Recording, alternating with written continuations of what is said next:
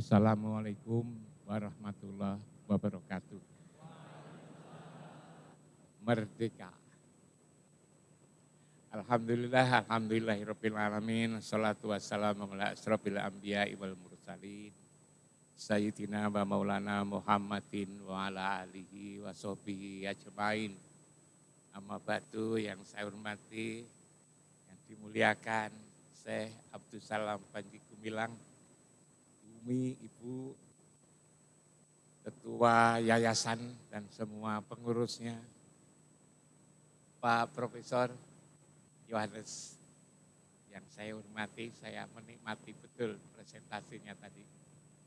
Teman saya, Prof. Imron, para guru, para orang tua, para santri, undangan semuanya yang berbahagia.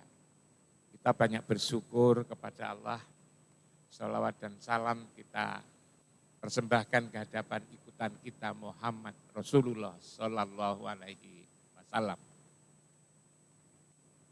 Saya kehabisan cara untuk menarik perhatian karena sudah begitu antusias, begitu senangnya mendengarkan apa yang disampaikan oleh Prof.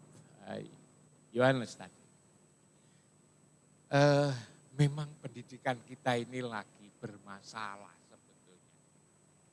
Bukan hanya matematika, fisika, tetapi juga pendidikan karakter, pendidikan moral, pendidikan akhlak. Ini kalau kita renungkan secara mendalam itu sebetulnya sangat menyedihkan. Saya tidak punya seperti yang ditampilkan oleh Prof. Yohanes tadi, tapi saya punya data. Saya pernah mewawancarai beberapa kepala dinas pendidikan di Malang dan sekitarnya. Saya menanyakan yang paling penting kita mendidik itu sebetulnya aspek apa. Selalu dikatakan yang paling penting adalah karakter dan juga akhlak. Saya lalu berlanjut bertanya, apakah lembaga pendidikan yang Bapak Ibu pimpin ini berhasil? Pendidikan akhlak, pendidikan karakter itu apa berhasil? Selalu saya dijawab, ya sak berhasilnya berhasil katanya itu. Walaupun itu tidak maksimal. Lalu saya tanyakan, kalau indikatornya pendidikan akhlak, pendidikan moral itu jujur, kejujuran. Apakah pendidikan kita itu mampu menjadikan anak-anak Indonesia ini menjadi semakin jujur? Beliau mesti lalu bertanya-tanya sambil merenung. Merenung, bertanya kepada dirinya sendiri. Tidak segera dijawab. Lalu saya tanya, anak TK sama anak SD itu nakal mana? Katanya kok sepertinya SD lebih nakal dibanding SMP. SMP katanya lebih nakal dibanding SMA.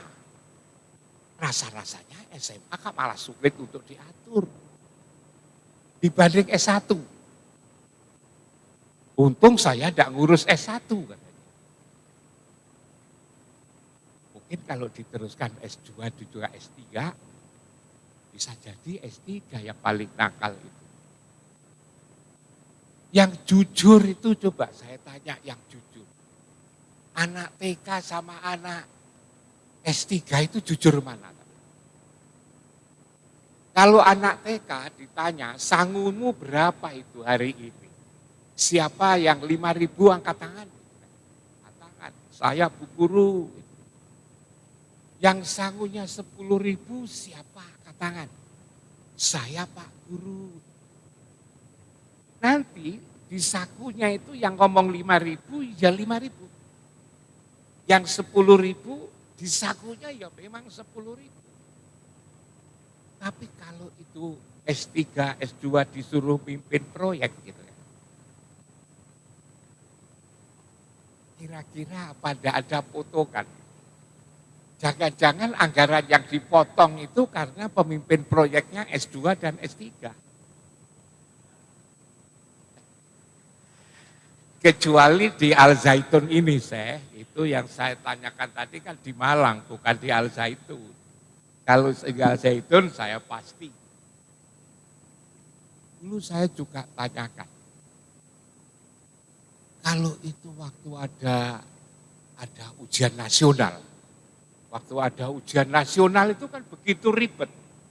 Saya tidak tahu apakah Al Zaitun itu dulu ikut ujian nasional. Tapi di mana-mana kalau ada ujian nasional itu sangat ribet. Kepala sekolah saja tidak dipercaya loh bawa soal. Coba kepala sekolah kok tidak dipercaya bawa soal. Soal harus dititipkan di kantor polisi. Jadi di Indonesia itu aneh, kepala sekolah saja tidak dipercaya coba.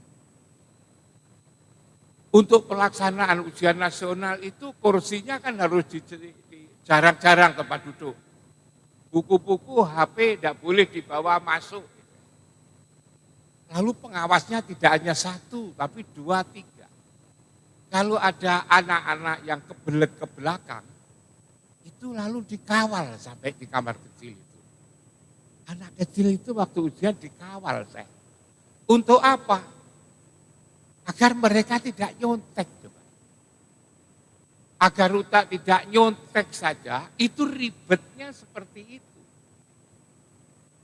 Ditata sedemikian rupa, padahal yang namanya nyontek, itu paling kan 1-2 kalimat. Bahkan 1 kata. Atau kalau pilihan ganda itu nyontek 1 huruf, niru 1 huruf, tidak boleh. Harus ribet seperti itu. Tapi apakah kalau S2 dan S3 tidak nyontek? Rasanya tidak, tapi copy paste. Nirunya bukan 1 kalimat, 2 kalimat, 1 bab. Dan itu tidak saja mahasiswanya, kita juga sering dengar ada kenaikan pangkat itu. Dosen-dosennya bahkan juga guru besar. Itu mengambil tulisan orang lain yang dianggap yang disebut dengan plagiat itu. Sampai lalu ada mesin untuk ngecek berapa persen itu. Nah, apa artinya? Artinya ternyata tidak saja matematika dan fisika yang bermasalah, tetapi pendidikan, karakter pendidikan, kejujuran, akhlak yang katanya penting ternyata lebih bermasalah. Karena itu juga orang bertanya-tanya, lalu caranya seperti apa? Saya seringkali, karena disebut sebagai orang yang ngerti di bidang pendidikan agama, termasuk oleh saya kalau ditanya itu, jalan keluarnya seperti apa?